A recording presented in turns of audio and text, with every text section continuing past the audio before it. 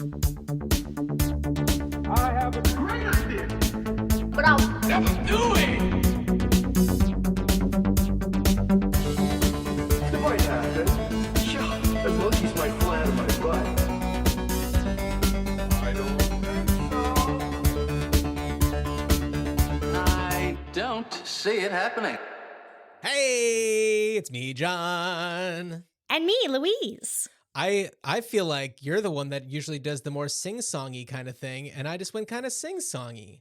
I like it, though. A little reversal. Not planned, but here we are. We're moving, we're grooving. The month is May. We're doing, and I have a great idea, but I'll never do it, the podcast all about the 2 a.m. ideas that we have that we're never going to do.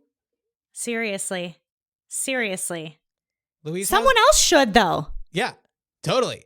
And if you do have a great idea that you want to share on the show that you'll never do, called 304-804-IDEA. That's 304-804-4332.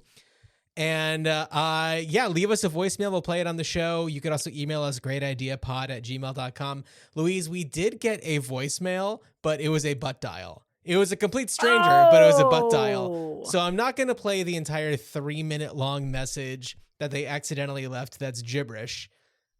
But I did send them a message, a text saying, hey, you butt dialed the podcast.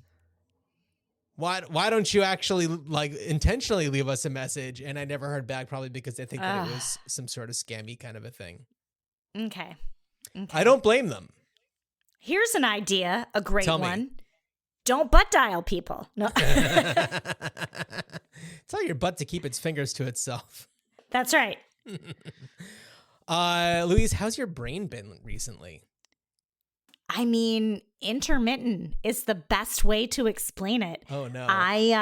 You glitching out? Yeah, I am. We've had 2 plumbing emergencies since the last podcast. So there's been a lot of not sleeping and cleaning up. More so my significant other than me, but I am then only in charge of toddler when other things are happening. And I got to tell you, I'm not sure which requires more energy. And then there are other times, as I said, intermittent. I took myself to the theater yesterday. I saw a matinee. I know. And someone was like, how was it? And I was like, opinion city about like all sorts of things in a very lucid way. And I was like, oh, hey, brain. Coming online. Yeah. Coming online, brain. Okay. That's because you were in your like proper habitat, the theater. Yes, that's right. I was in my happy place even when I was critiquing. What was the show that you saw? I wasn't really critiquing. That was a bad way to say it. I was just processing.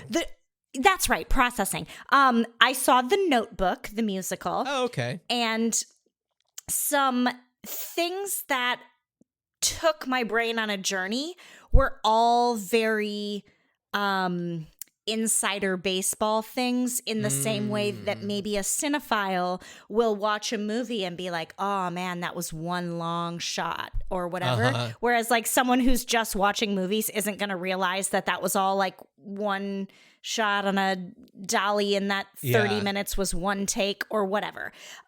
Right. But I was doing a lot of insider baseball processing and still processing. Ooh, okay. So, yeah, I feel like there were parts of me, just quick coffee talk about the theater. There were parts of me that was like, I can't decide if I feel like the reason I'm crying is because they earned it or because Nicholas Sparks can be very manipulative. I knew you were going to say manipulative. And I don't think I've seen or read a single Nicholas Sparks work. I get that feeling from what I've seen of his work, like, you know, snippets, clips from movies, things like that, where it's just like, oh, okay, this is using a lot of tools to get me to like get the audience to try and feel something. And I did feel it. And I did feel it. And I also just want to preface with saying everyone in the show was phenomenal. Like I am an actor's actor, and I often feel like part of the reason people don't like musicals is because they think it's like very saccharine and like inauthentic. And the acting in this musical was on point. Cool. And I believed that the stakes matched the story, if that makes any sense. Sure. Yeah. But it to no fault of the musical, I did feel manipulated, I think. I'm still processing. Yeah, I mean, I guess any kind of like entertainment media is meant to, and I using the word very broadly, manipulate. You know, you don't watch a drama movie and hope this isn't going to bum me out. It's kind of just like I hope that this appropriately bums me out so that I can put myself into the story a little bit.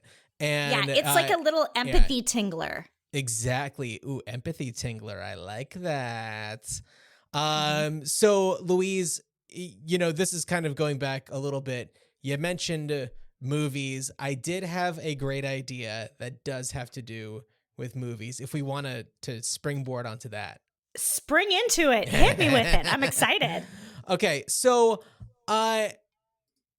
clearly the video rental store is, there's no more Blockbuster. Well, there's one more Blockbuster here in Oregon. In Alaska. It's in Bend, Oregon. Okay. Yeah. And there in Portland, Oregon, we have a fantastic video rental store called Movie Madness. And it does very well. It is part of a nonprofit. But also they have a lot of like movie memorabilia there and costumes from like old films and some newer films. And they've got their own thing going, but it's very popular. I think it works because it is in a city like Portland. I know that there are video rental stores in other cities that do quite well because it is the type of place where that does very well. But in perhaps the flyover states, maybe there aren't as many. And I thought of a really interesting way to kind of bring back a video rental store in a new way. And that's a video rental store for home movies. So, ooh. So all of these home movies would be, they would live at the video store given by the people who are the owners of the video. It is agreed upon that it is okay for other people to watch the contents of these videos.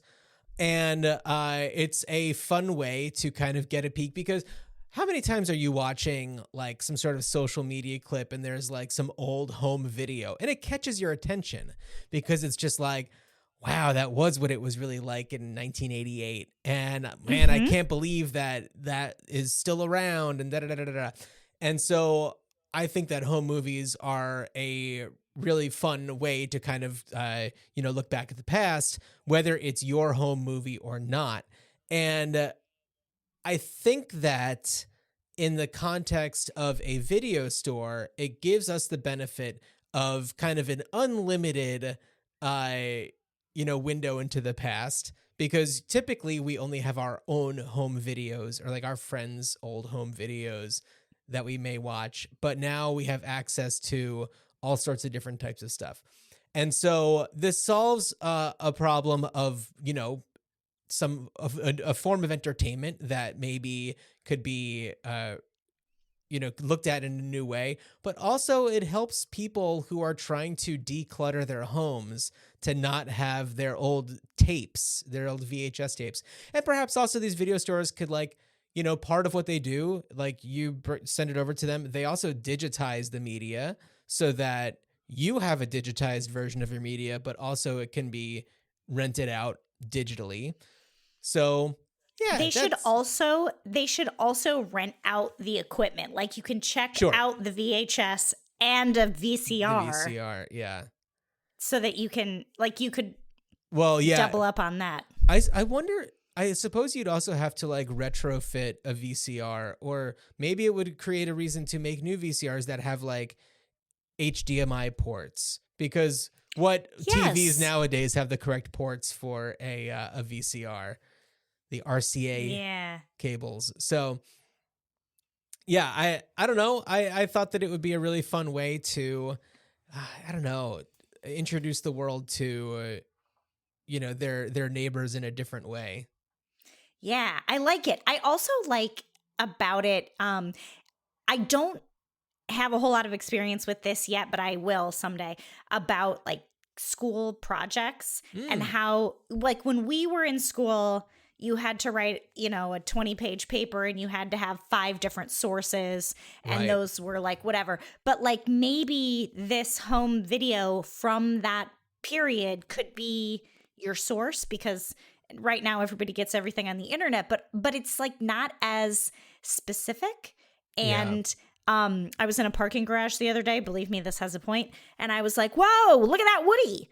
And my partner knew exactly what I was talking about, but our 3.5-year-old, not that 90% of the things we say don't go over her head anyway, but like it dawned on me after I said it, like, I'm gonna have to explain to you this station wagon with paneling. Right. Like, I can't just assume that you'll know. But if you're watching these like really sort of, slice of life home movies, you might be exposed to that before someone has to explain it to you. Sure. I guess. That's true.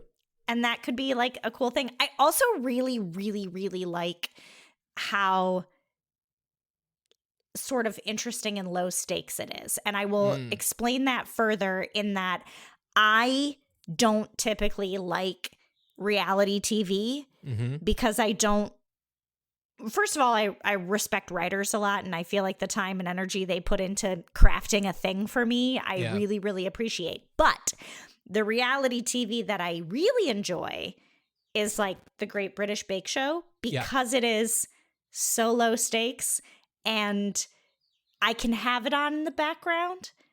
And how nice. It's like a baseball game too. It's like I want it on because I am paying attention. It's atmosphere. But I don't necessarily have to be focusing like, what did I miss? What did that person say? Yeah. And of a different time period, I got to tell you, this is always my favorite parts of documentaries, when they have archival footage. Yeah, like the nostalgic, authentic archival footage. Yeah. So having more so than a reenactment. Sure. Having produced reality shows, and my role was essentially writer, but you're writing not always using a script. You're kind of writing using footage. You're writing interview questions, things like that.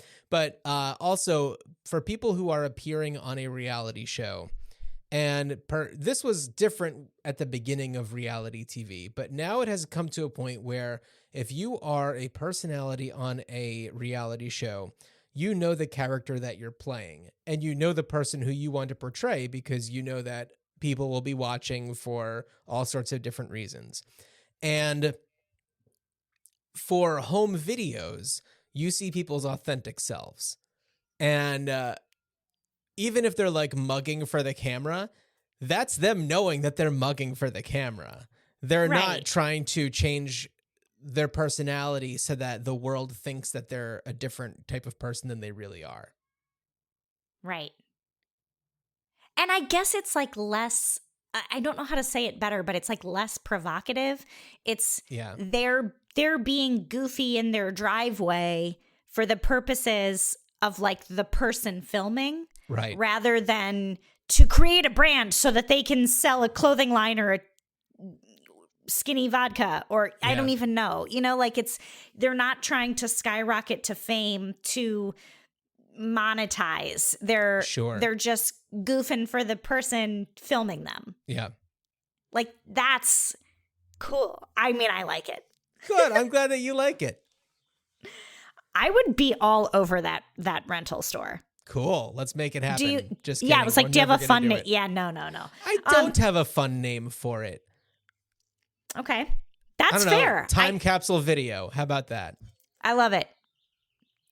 Wow, what a difference! Time capsule video. Hey, Blockbuster's not using that anymore. May as well. Yeah, I mean, I didn't write it. Wow, I like it. Okay, neat. What you got? What's been on your mind? I mean, nothing related to movies. That's and okay. Not, We don't always okay. have to like segue ping-pong, properly. Exactly. Okay, well then here's my great idea. It's a government fruit forgiveness program if you've got a toddler. And it's like if you've got a solid food age child up until whatever mark, even if they're like, look, we'll give it to you 2 years old to 5 years old, 3 years of fruit forgiveness, like normal people, I don't know. Where I live, strawberries cost like $6-7 for like a little carton container. But if that could cost me $3 only for those 3 years, because my child consumes so much fruit. Yeah. And I don't have cravings for strawberries on the regular. Right. Like sometimes I'm like, oh man, that would be a cute little garnish on my cocktail. Like I wish I had a fresh strawberry, but it's fine if I don't. But she's like inhaling the whole carton in like a day. So if we could do that, big brother, that would be great. It would just be like a little thank you. Yeah. Just a little government fruit forgiveness. Yeah, I do like that. And I know that it all changes depending on where you live, but government assistance that's food based for people who are in need of such a thing. I know where I am in Oregon, the system is pretty good. It's a pretty good system. And it could be expanded to different types of need. And it's, even if you are in a situation where you are, living comfortably, we can say, not like filthy stinking rich, because whatever, they can pay full price for the berries, but like, perhaps there is some sort of income bracket or some other parameter where it's just like, yeah, for these few things. And it's like, it would certainly be a tough thing to monitor. So maybe it's only like from certain stores or something where like they get, they offset the cost or something like that. Yeah.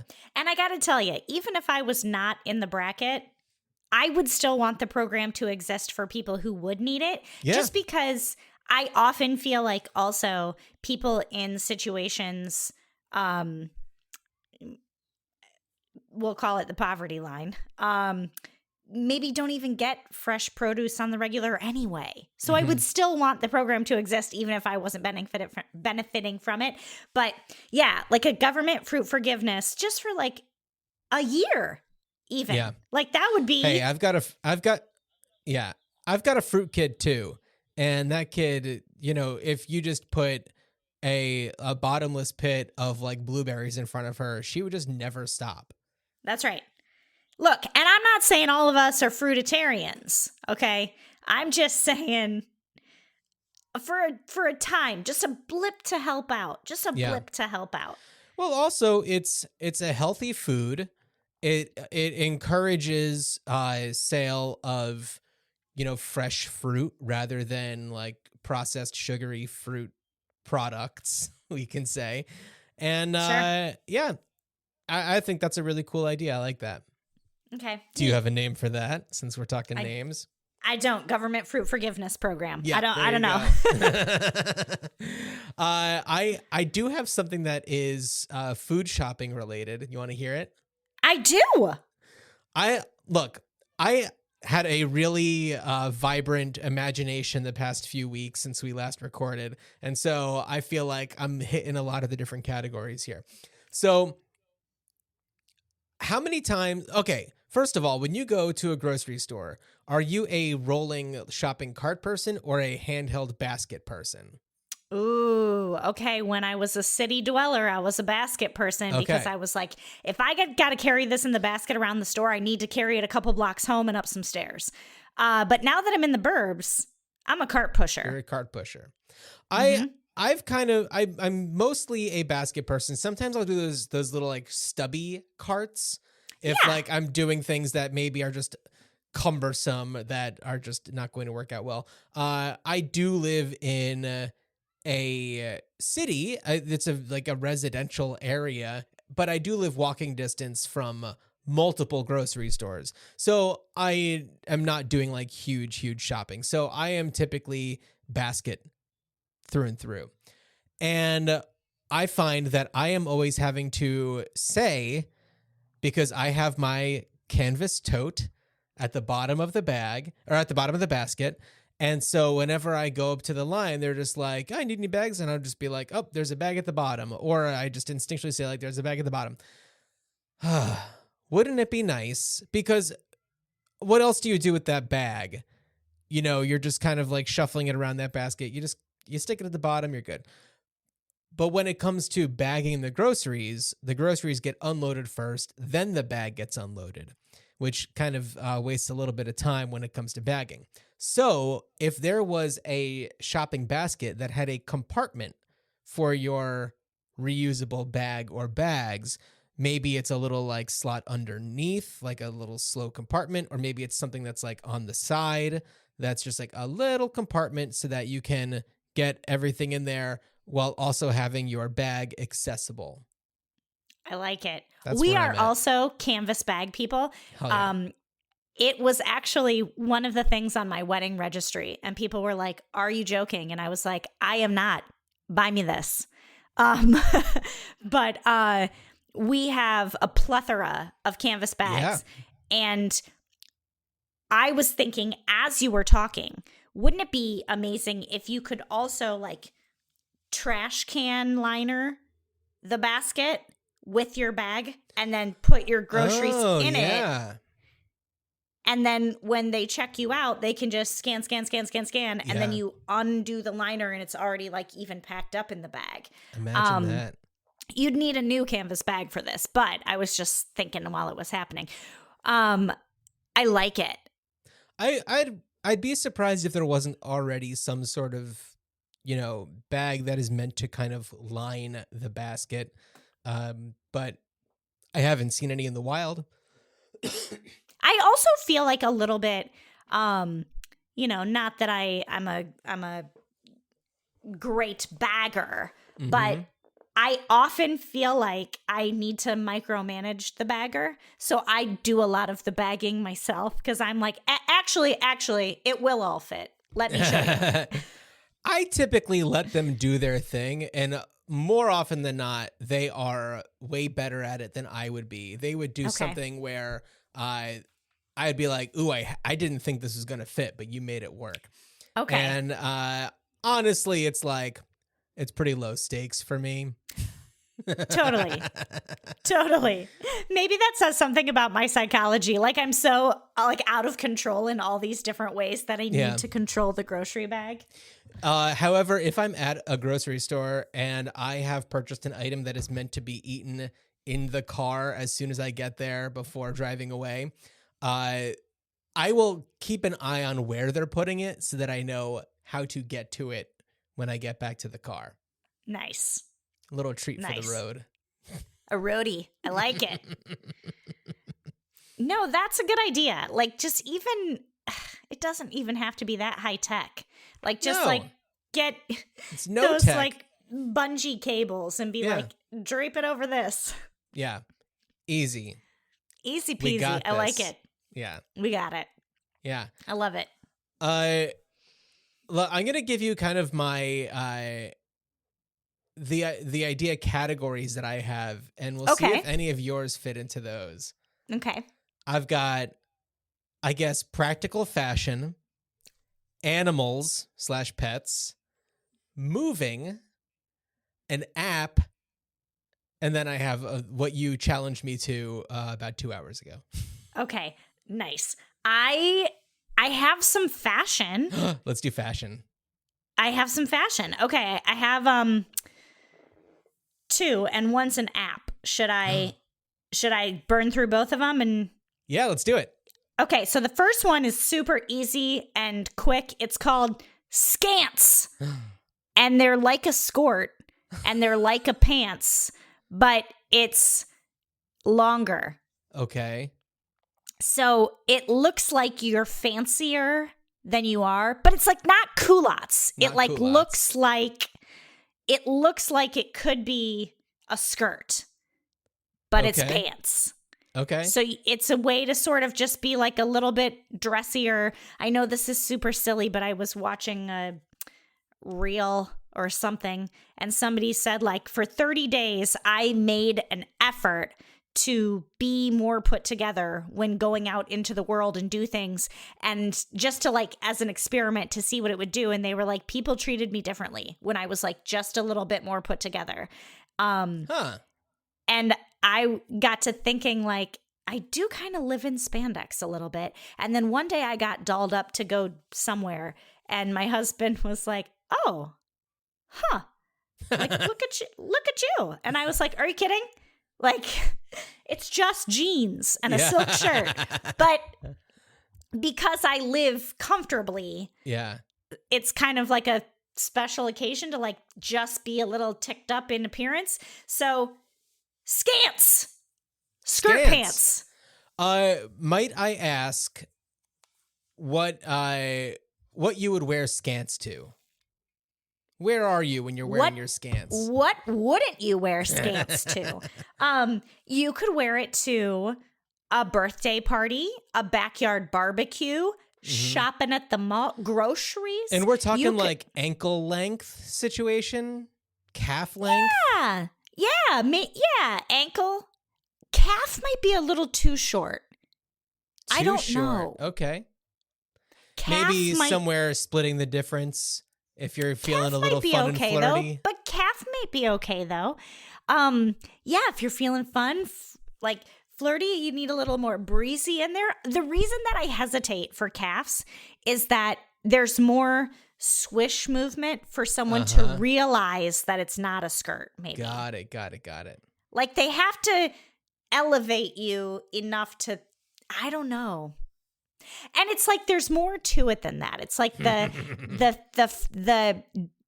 thickness of the fabric, and thickness is not even like a good term, like the sturdiness rather.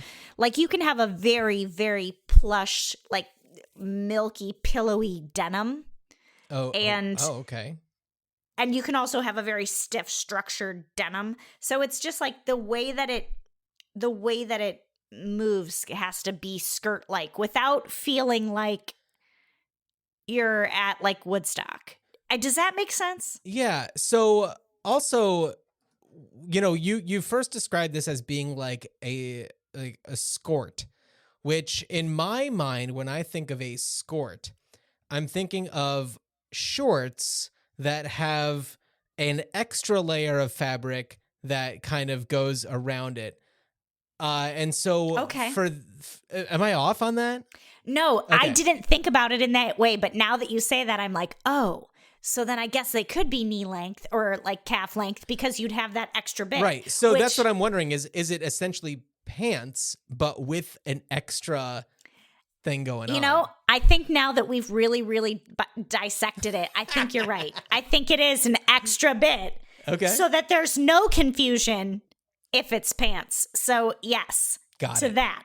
Beautiful. Love it. Any length. Any length. Skants. And because the fashion industry is constantly trying to reinvent itself so that you continue to buy, Yeah. we won't call it a skirt anymore. We'll call it skants. Yeah, I feel like, well, I mean, look, I don't know much at all about women's fashion, traditionally women's fashion. And I feel like the last time I heard of like a skirt situation was quite a few years ago. I don't know how popular they are these days. But the thing is I got to tell you, it's just like theater. It's like there are things in the fashion world, as an example, cheerleaders. When I was in high school, the cheerleaders would wear their skirts and they'd wear booty shorts underneath the skirts. Yeah, bloomers. Oh. I, as a high school and college mascot, which you and I have talked about off mic recently, I Yes. was part of the cheerleading squads. Okay. And so I remember them being more bloomers rather than booty shorts, which booty shorts implies a little bit of extra fabric going down the legs. Whereas these were more like, underwear over your underwear. Okay, I see. Yeah, I was like, booty shorts were essentially like biker shorts. Yeah. And they wore them under their skirts. Bicycle shorts, not like vroom vroom Harley Davidson shorts. Right. I don't think those are bicycle such a thing. shorts. And they were like, it was legit. It was that. It was like a tight shorts. And now I heard someone recently and they were like, hot pants. And I was like, what are hot pants? And they had to explain it to me. It's booty and shorts. It was the same thing. Yeah. So anyway, fashion industry, you've been selling skirts for years. You're going to essentially continue to sell skirts, but we're going to call them skants. Yeah. There you go. It's also fun. It's fun to say. Skants. And maybe skirts are skirt shorts and skants are skirt pants. Yeah. That's exactly it. You nailed it. Exactly. I love it. So my fashion idea is definitely way more functional, and I think that this is an alteration to existing clothing, specifically pants, since we're on that subject. So I am in my 40s. My body is changing in ways where I'm just like, why is it doing that? This shape is weird. Why?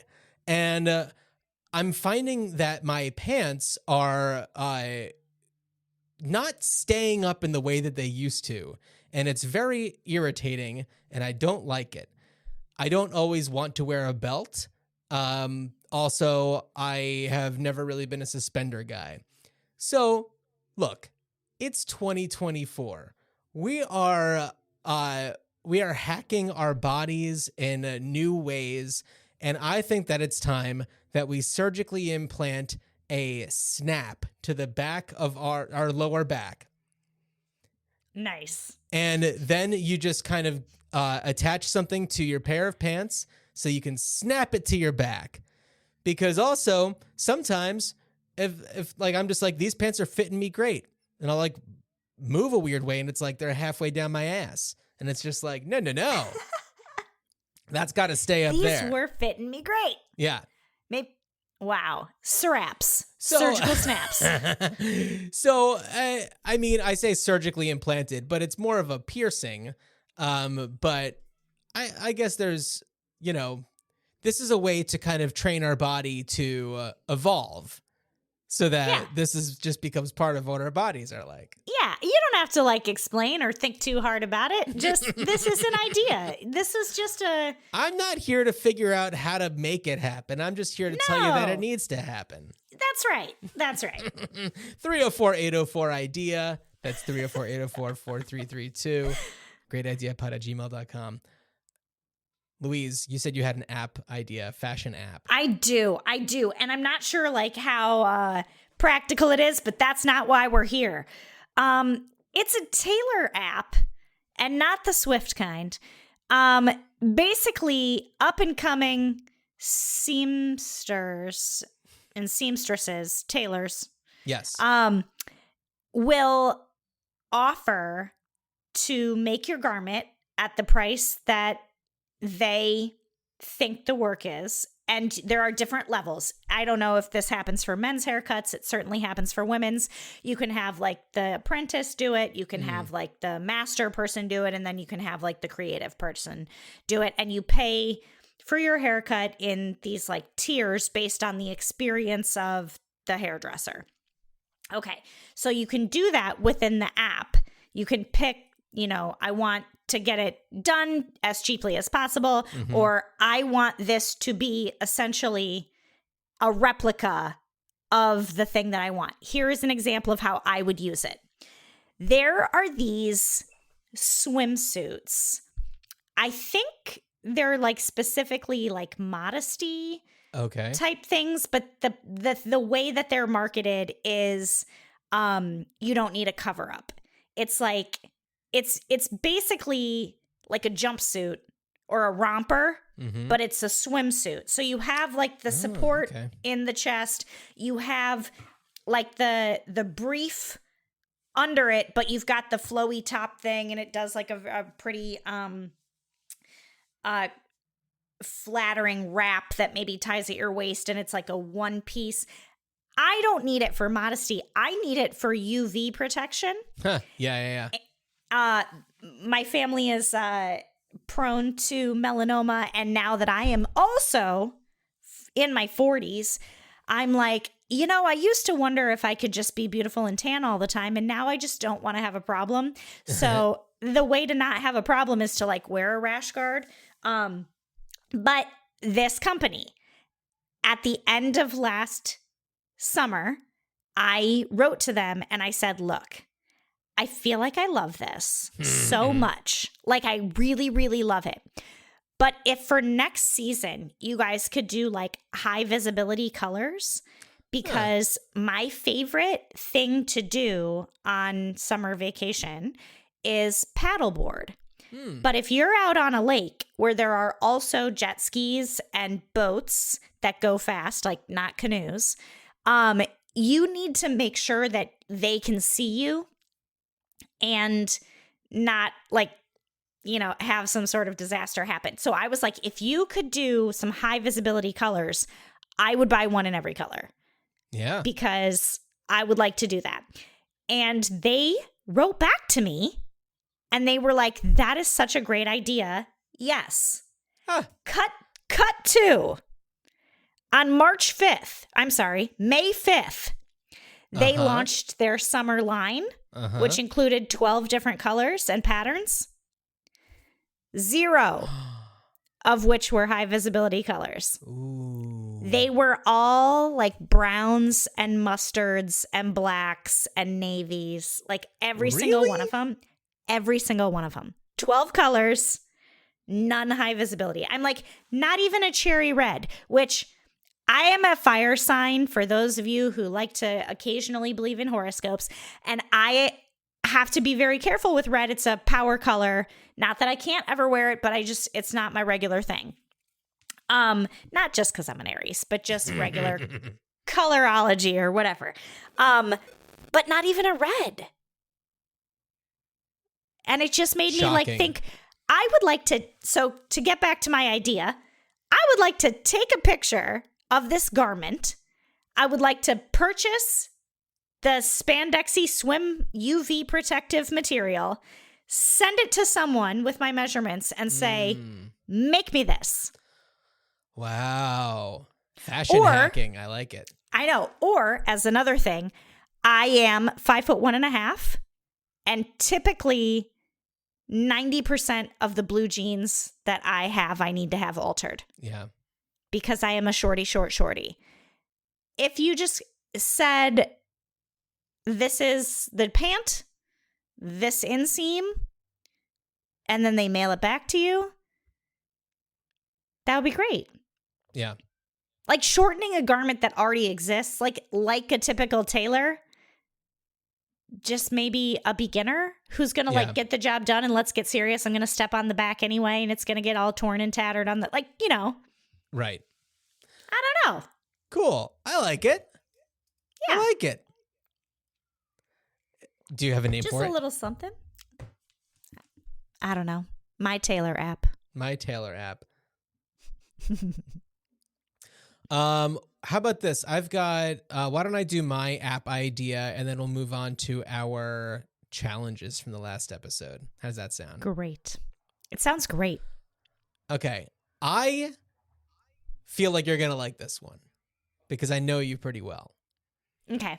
So I remember at the beginning of emails, you log on to AOL, it says you've got mail.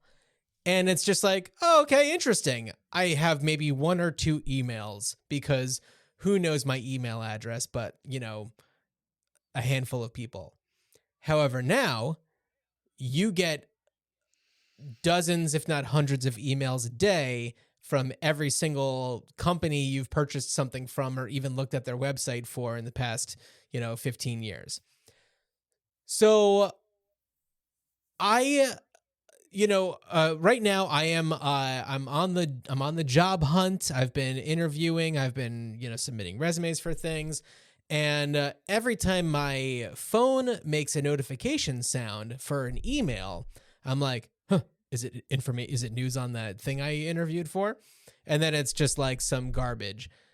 I feel like we need to have an email app that utilizes AI to scan the contents of the email for keywords and give you a different notification sound. You're making this, I can see on the look of your face that you love this, that gives you a different notification sound based on what the vibe of the email is.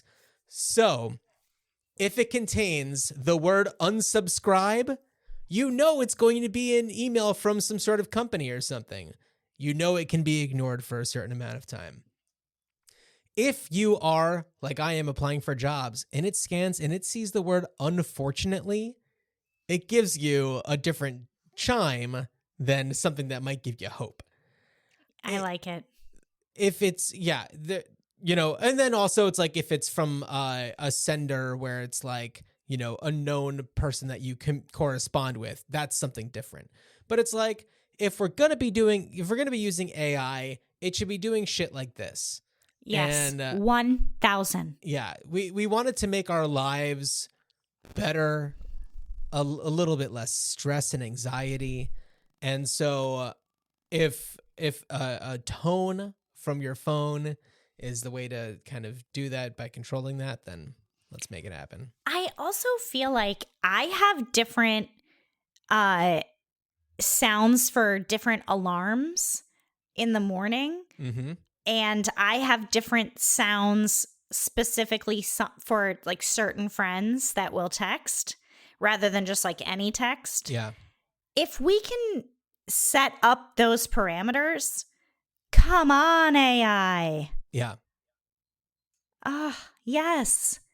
1 million. 1 million%. You made me think of this when you mentioned the alarm thing. And I don't know if this is an option on certain things, but, so many of us use our phones or tablets or whatever for alarms for the morning.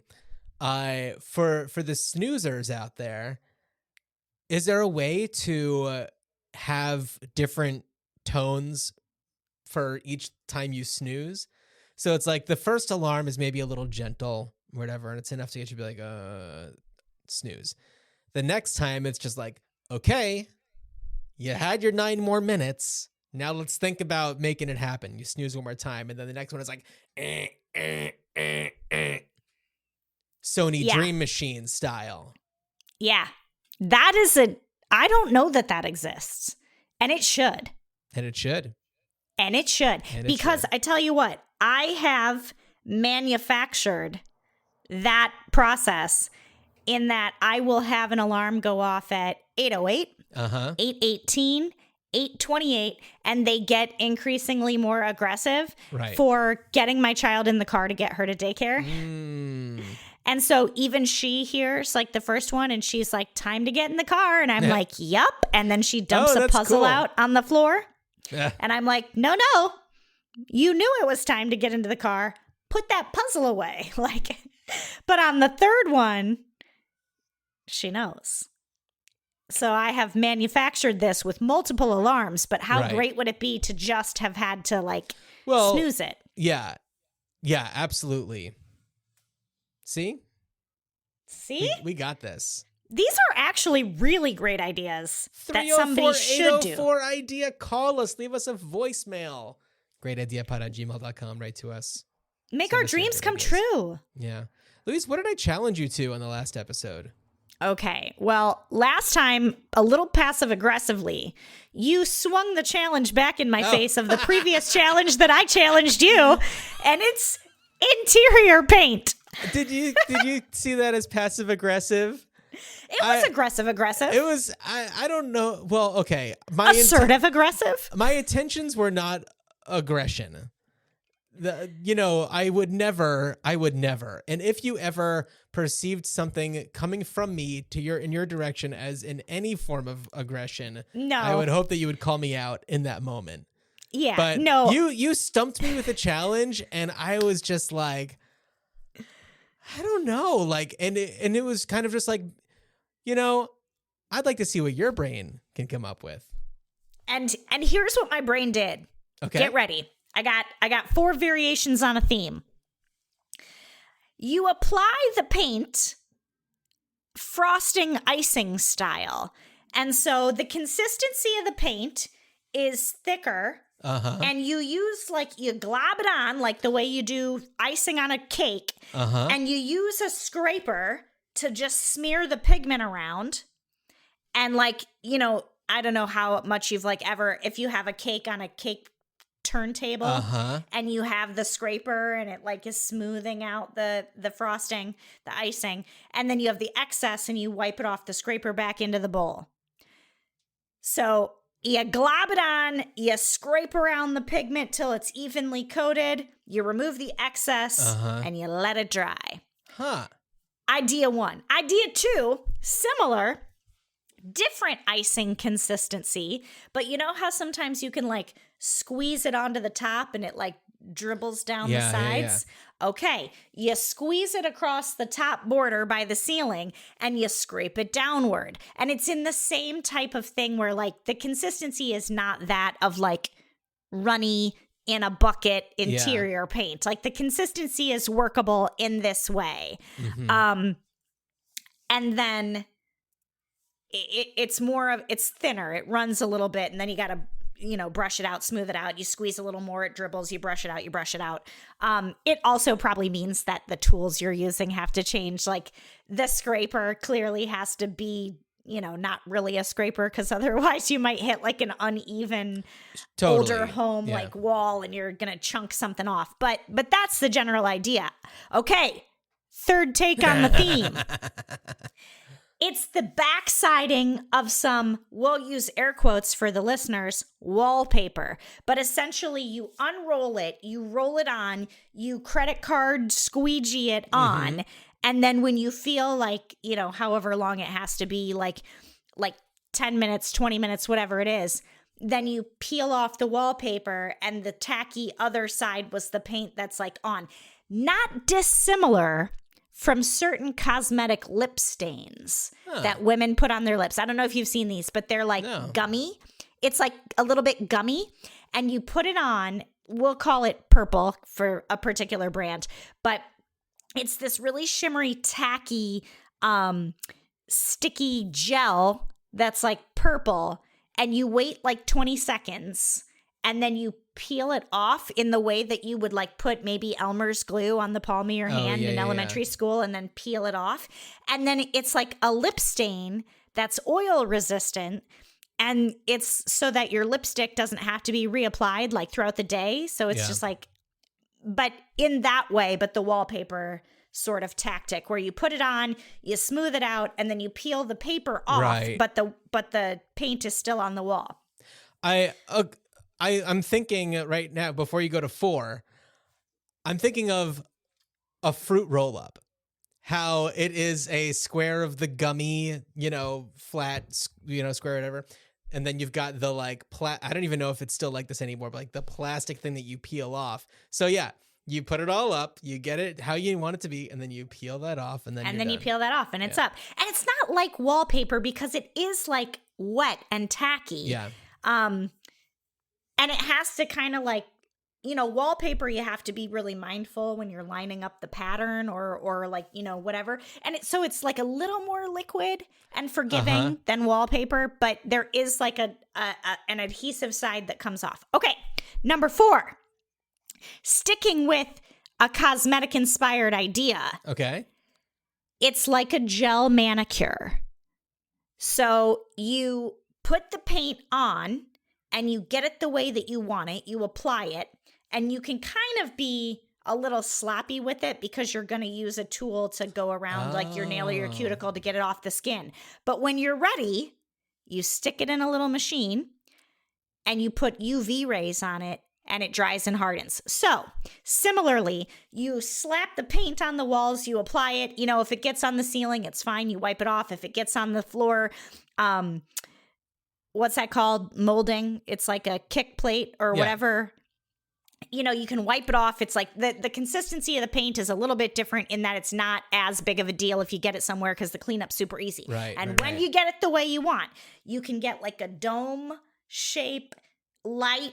You put it in the room. You put your tanning goggles on from, you know, if you're a child of the 90s and your mom went to the tanning bed, and you walk out of the room as you flip the switch. You take your goggles off. The UV rays are penetrating the walls and drying the paint. And then after, 20 minutes, you turn it off. Your walls are dry. I think that's the winner. Really? Yeah. Okay. I like that. I like the idea that, you just kind of put something up there, you trim around the sides, you get rid of all the excess stuff. You have the, UV lamp, heat lamp, whatever it is that kind of bakes it onto the wall. And maybe there's just a little bit of residue to clean up or something like that. But everything is there. I like that. Okay. Did I win? You did it. And I feel like you properly shamed me by doing 4. I mean, I don't know if any of these things will work, but. Oh, yeah, probably not. But who cares? Yeah, no, they were ideas. Yeah. So on our last episode, you did not have a challenge for me. I spaced out. Yeah. And Dropped so the you ball. challenged me about 2 hours ago with parties. And I approached this in kind of the way that I feel like only that would feel appropriate for me, as somebody who at this point in my life, I have turned into somebody who is more of an introvert, and like, I don't like parties. I don't want to, I really don't like the idea of like forced conversations. I mean, hey, I love my friends. I enjoy time I get to spend with them, but mostly I'd rather not be doing things like that. And for me, I also know that it's important to like go to things like parties and, cosplay as like a normal person for a little bit. I love it. But I feel like I need to be incentivized a little bit in a way that works for me. Kids get goodie bags at the end of parties. Look at Why that. don't adults? Yes. Adult Yes! goodie bags. And not I love don't mean like sex toys and stuff, but like No. grown-up goodie bags. But like and nothing that doesn't need to be expensive. No. But like something fun. Something that feels true to the party, the spirit of the party. I don't know. like it. A goodie bag for adults. That's great. Yeah, That's great. that's what I got. I love it. That was so good. You're very good with limitations. I Oh, should thank you. always 2-hour challenge you. Might I ask what inspired you to challenge me to parties? You can ask. I just attended basically every weekend in May. We have a party on the weekend. Last weekend, we went to a birthday party. It was a joint birthday party. The child was turning 1. The dog was turning 12, Oh my and the God. house was turning 100. So it Oh was a my joint God. party, and the theme was the guests of honor don't know that it's happening. That was the theme. How do they of decorate party. the house without It the was house just- knowing? It was super, yeah. It was it was in the backyard. Oh, I see. First of all, It's not like the house is just like streamers on a Tuesday. All right. but it was Random. It was just generic birthday decorations. And I just thought, and it was an array of guests as well. They decided not to invite the previous owners because of like an illegal like renovation discovery. Oh my. That they made. So they were like, they're not invited to the house's 100 birthday. But you could have invited the previous owners. There were like playground friend attendees. There were the parents, the grandparents of the 1-year-old. There were some like dog park friends. Like there was a wide array of people to talk to and things to do. And there was like lawn games. Anyway, the whole thing just made me think. And then this weekend, we have a 3-year-old's birthday party that is at like a 3-year-old venue. And you have to sign a waiver so they don't get hurt on the indoor equipment. And it just made me think like, oh, and it's not a weekend, but then the next weekend we have a 6-year-old's birthday party. And then at the end of the middle of the third week, I have a going away party. Anyway, of all the parties going on, I was just thinking of the logistics that go into throwing a party. Yeah. And the way you have to do all the mental math of, I need there to be enough food, but I need it to fit in my fridge, so I can't over order to have too much because I need some place to store it. And then, you know, as like toddler parties, like there usually is a goodie bag, so you would take something with you. Is that something you want to do? Are alcoholic beverages part of this? Just the whole logistics. And then the going away party that I have to go to. The first problem is there is a party planning committee, which is always a bad idea. One person should just do it and everyone else should just get the invite and RSVP. However, there's a committee, and 2 people on the committee have opposing expectations. Oh. One wants the party to be very, not formal is the wrong word for it, but to let the guest of honor know how much they will be missed and they're moving. And it's a going away party. I don't know if I said that. I think I did. I didn't. Maybe I spaced out for a second. It's a going away party. So they want them to know like how much they're like loved and appreciated and how much they'll be missed. So they want the party to be like a little more elevated than the other person on the committee who is like, they don't want to do that. Everyone else doesn't want to dress up. We should go to this place that we know that person loves, even though it's not fancy, and we should XYZ.